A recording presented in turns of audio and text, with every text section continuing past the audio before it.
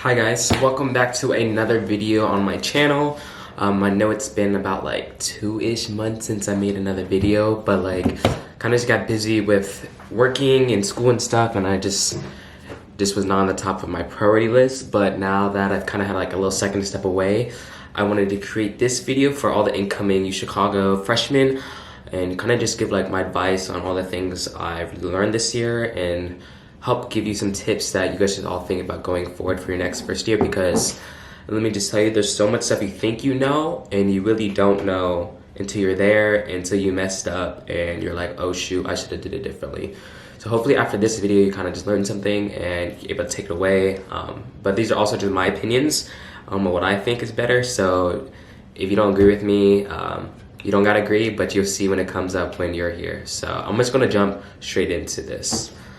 The first thing I want to talk about is balancing your course load. Like in high school, it seems like you can do every single thing at once. You can take 6 or 7 APs all at once, like do everything. But like in college, you really can't have that same mindset because like you just don't have the time or the ability to balance everything. And so one of the things I just want to say is that coming to your first year, taking 3 classes in 1 quarter is like tremendously okay. Like not taking 4 will not set you back unless you're like a major, but even then that's like probably okay if you just do it once. But like not taking 4 classes your first year is completely fine. You will have so much time to take more classes over the couple years, like continuously still be able to double major. And so like just taking 3 classes to kind of just breeze into the school and just get a balance of everything is like completely acceptable. I ended up doing 4 classes my first quarter, but like one of my classes was so easy that it was basically non-existent. So like if I actually had a 4th class, I don't think I would be able to do that good as I did now. So just like no, taking 3 classes is perfectly fine, and that is okay, and it's just perfectly fine to do that. And also an additive to that is just make sure you're taking classes that are help complementing each other. So if you're taking a hard class, try to find an easier class that semester that kind of just helps you calm down. A lot of my friends who were like in really STEM majors and they're taking really intensive chemistry and math first year picked an easier humanities sequence, like poetry, so just help them balance out.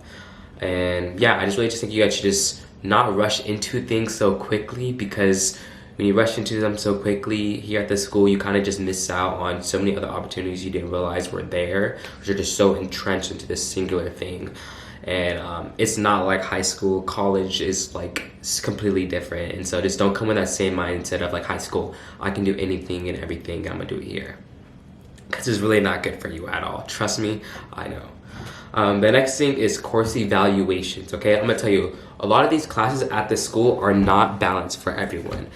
Like you can take 1 class that might be so easy, but then the next person who's taking the class with a different professor is like extremely hard. So make sure you're going to course evaluations. I'll put the website like right here, and just make sure you're looking through them every single time before you select a class. Because if you're just blindly picking a class without knowing anything about the professor, like you're completely insane, honestly. I wouldn't say you're insane, but like there's this big culture at this school that like, oh, it's okay not to get an A, or it's okay to just like do average in school. And like that is like very true, but also I feel like it's also acceptable for a person to say like, I want to try to get an A in a class. And some people might shit on it, that's saying like trying to get an easy A in a class is not good, it's not the UChicago experience. But for a lot of people here, like just getting the easy A because of their workload is hard, or like because they're trying to go to grad school, it's like extremely important and valid. And so if you're doing that, like I personally did for some of my classes, like just don't care what people think, because at the end of the day, we're all going to graduate here with the same degree, end up going to similar schools for grad school, or get different jobs in the same field we want. And like no one's going to care that you ended up taking the easy humanities or the easier section class for soc than your other friend, because like you're both graduating. So just don't care what when people are like saying, oh, are you taking this honors sequence, or are you taking this math sequence, like just let it filter throughout your ear. You know, just ignore everything they're saying and just keep on doing what you're doing, because at the end of the day, you have to do what's best for you. And if that's better for you to just ease in your like weight load and make sure you do good in school, then like just do it. Next thing I want to talk about that's really important is like studying, because when you're in your first year, there's so much stuff going on. You're like going to parties, joining clubs, and just taking new classes and seeing how those classes teach compared to high school, that your studying scheme kind of switches up. And you're gonna realize that like group studying might not be good for you. You might be a person that just needs to be individually studying, and like that's completely valid. Just make sure your friends are not gonna care that you have to go and study by yourself. Like, and in hindsight, once the midterm is over and like you're all back together, you're not gonna think about, oh, you just left us to go study by yourself. Like, no one cares. Go get your A, go get your good grade, and just call it a day. The other thing is like office hours. Make sure you go in office hours as much as you can, especially humanities classes, because a lot of the times the way they grade essays is like, I would say it's kind of unexpected sometimes, but like if you're going to office hours at least once or twice before you submit that essay, you're pretty much going to be able to predict what your grade is going to be. So just make sure you're just starting early on those essays type stuff, and just get it in, especially for your humanities sequence you're going to take first year, because if you do this, you're going to save so much stress of worrying like, oh shoot, I'm going to get A minus, am I going to get A in the class? Because you know consistently you've gotten A's on your essays, and then you're just going to get the grade you want, because your essays pretty much make your grade in human sequence, and if your essays are not good, you don't get a good grade you want. Okay, the next thing is list hosts. So what list hosts are at UChicago is basically a channel that your email is subscribed to, so you get all the emails from like a different club, a different department at the school, like anything you can think of. But the thing is, like, the way to get on these list hosts, normally like, oh, I'm gonna go to our software, you write down your name and you get part of the list host, or you see like a QR code, you scan, you get on the list host. But fun fact that many people don't even know, but I'm telling you now, that you can manually add yourself to any list host you want. So I'm gonna show the website here, but like the way it works is that you can search up for any club you want. For instance, like say I wanna join the origami club. I can search up the origami club on the list host and manually subscribe myself to the list host. So if anytime I just might just get a random email from the origami club, and even though I never went, and it's like, see there's an event going on, I can just like hop to the event. And I think this is like a really good way to just put yourself onto a lot of clubs your first month, and because you're not gonna have time to learn from every single club, but so you're continuously getting the information, you're not missing out on anything. The other good thing about this is that you can add yourself to majors list hosts, which I think is extremely valuable, especially if you're trying to like figure out what major you want to do. You can add them to the major list host, and then you'll get emails on like the different classes that are going to count for that major that next quarter, faculty department lectures, which are extremely useful to go to, because you're just learning from like the heads of these faculty departments, like there's some topic that you're very interested in, and you can just jump around and listen to different departments and kind of figure out what you like more, which is also, it's really beneficial. So it's like just a good way to get information that you may not think you need until you end up getting that email. So just like make sure you just add yourself to a whole bunch of list hosts that you're interested in right now, clubs, majors, departments, anything, okay? The next thing is like career and scholarship development. So if you already applied to a career development program, good job for you. That's the first step.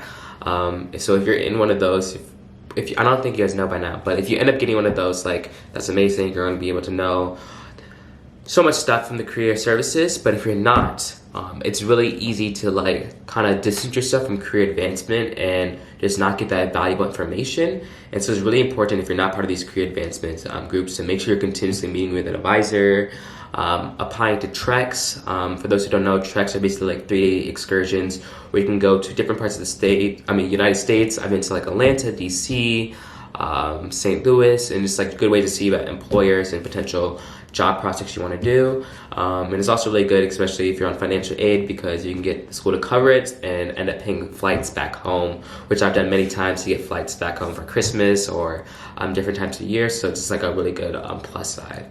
And there's also like a lot of info sessions that Career Advancement hosts in partnership with different companies. And so even though like a lot of these internships you won't be able to apply until like junior or sophomore year, it's still really good to just hear the thoughts of what these recruiters want, what they like, so you're kind of just getting ahead of the game beforehand.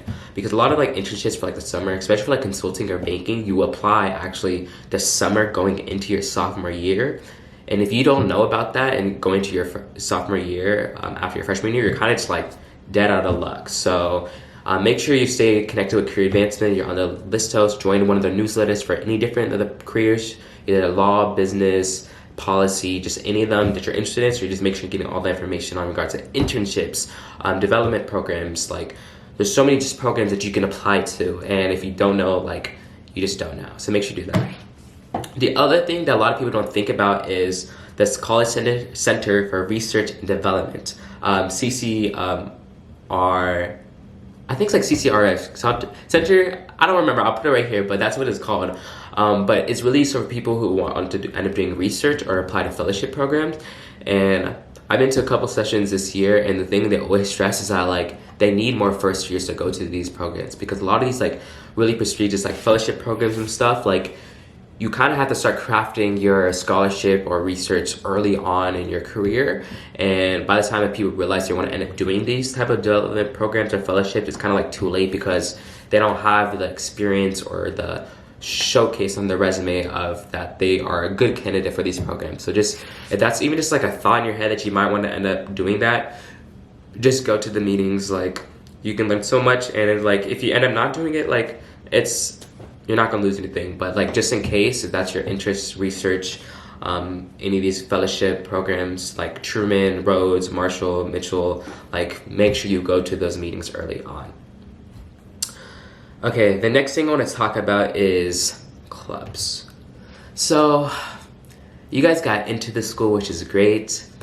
The other step is getting into clubs.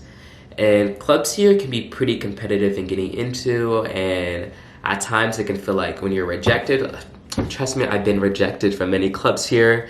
It feels like you're at the bottom of the totem pole at the school, and like that truly is not it. Everyone's going to end up finding a club they love, the one they belong, and just like know that's going to happen to you. But just make sure you're being on the clubs that you want to apply to. Just make sure you're being on top of them, following on Instagram, because they have multiple application cycle, either through the autumn quarter, winter quarter. I know like right now, if you guys are interested in consulting, Pareto is doing a it's basically like it's a pre-pipeline program to get into the club for like first gen or minorities coming into the year. So like if you're interested in consulting, you should follow them on Instagram. But like just make sure you're following all these clubs and just up to date, and just try kind of like networking with the leaders who are in these clubs if you can, because like they're very hard to get into. So just like knowing someone or just showing immense interest can like really help. But yeah, just know like if you don't get in a club, you'll be fine. You'll figure out a club next year or the next quarter, and just, you know, just live your life. A club does not define you. It does not define you. Okay, the next thing I want to talk about is the social scene. So yes, UChicago has a social scene, and to be honest, like I'm surprised on how heavy our social scene is here at this school, because the way people describe this school, it's the school where fun goes to die. Like it really is not true unless you want it to be true. The people who say this school is not fun, they make it not fun for themselves, because there's so much stuff you can do either through like clubs, parties, like going downtown, hanging out with your friends. Like just it's Chicago. Like if you're not having fun in Chicago, like you're really messing yourself up. And so one of the things I want to say is that like networking is extremely important in the social scene. Also because for clubs I said earlier, but also for like parties. Like there's gonna be so many parties either through like clubs, frats, and just apartment parties that like in your first year you might not get invited to unless you like know people who are in those clubs and stuff. So like just always just make sure you're just being nice to everyone, because you never know when you might need them in the future. And so just like put your best energy out, and you will receive it in the back end. So that's what I always say is like when you come to this school, like just be nice, and being nice can go extremely long way. And like that is not fake. Like being nice is not fake. Everyone should be nice at this school. I don't care who people says like being nice is fake. Like everyone should be a nice person, and if you're a nice person, like good things come your way. So always just be nice. And yeah, the other thing I want to say in regards to this whole social scene is like frat culture. This school has the most heaviest frat culture I've ever seen. I've been to places at Northwestern, UPenn, and like our frat culture is pretty big. It's not like public school level, like it's not like UCLA, but it's definitely more than like a Harvard or a Cornell. I don't think we're not like a Dartmouth level, but like we are like in the mid tier, like a tier 2 of frat level. And the school keeps it on the hush hush. So if you guys been on any tour, you guys probably walked by so many frat houses and they never even told you what a frat house, because like they just keep it tight lip. But it is here, so you want to get involved, like very much go for it and do it. Like no one really cares if you do it or don't. It's like, I guess for like dudes, it's kind of like frowned upon, but honestly, like if that's what you want to do, like just go ahead and do it, because at least for dudes, like it's very hard to get into frat parties unless you're part of the frat or you know friends who are in the frat, especially your first year. Like me and my friends, our first quarter, our very first party we tried to get into, like we did not get into. By the time like end the second quarter, early next quarter, like we started getting into the parties because like we knew friends who were in the frats. Some of our friends joined the frats, and you just kind of just network with people who are in there, and you kind of get in later on. And so like if you're a dude and you don't get into parties your first year, like it's okay, you know, time moves on, and once a year from now you'd be like, okay, that was all stupid, like I shouldn't be worried about that. But if you really want to like get in right off the back, join frat parties, go to the rush events, and just be safe. But yeah, girls the same way. Girls can get into any party they pretty much want, so good for y'all. And they can just join. There's so many sororities on campus that you can join to. UChicago doesn't have any sorority houses because in Chicago it's kind of like deemed illegal. It's like they consider it a brothel if there's multiple girls living in a house. So there's no houses for girls, but girls like throw parties with the frats and have mixers and stuff.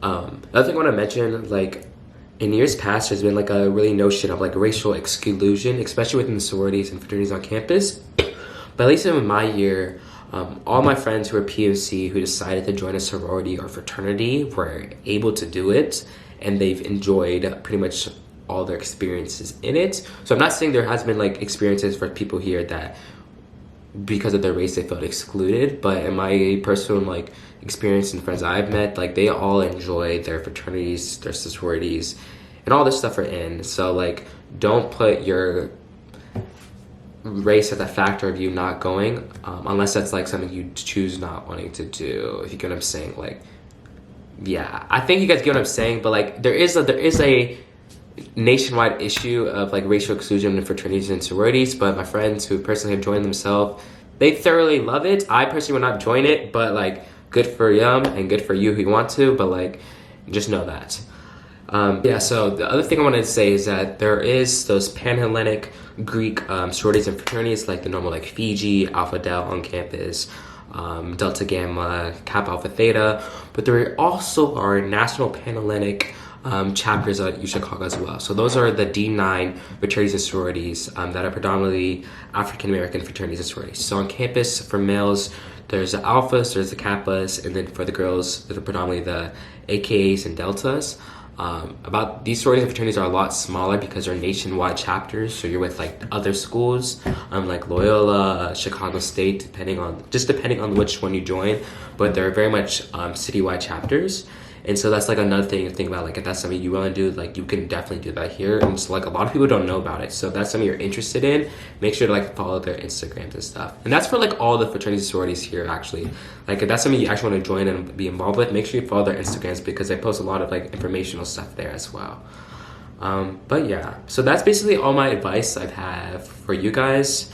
But once again, if you guys have any questions or comments, please drop them down below. Make sure you guys subscribe because the amount of class of 27ers who I met this past year who came up to me and said, oh, I love your videos, and I knew in the back end of my head that they did not subscribe, y'all should subscribe now because yeah, it really means a lot. So make sure you guys subscribe. Hope you guys enjoyed this video and shoot me any questions if you have one. So peace.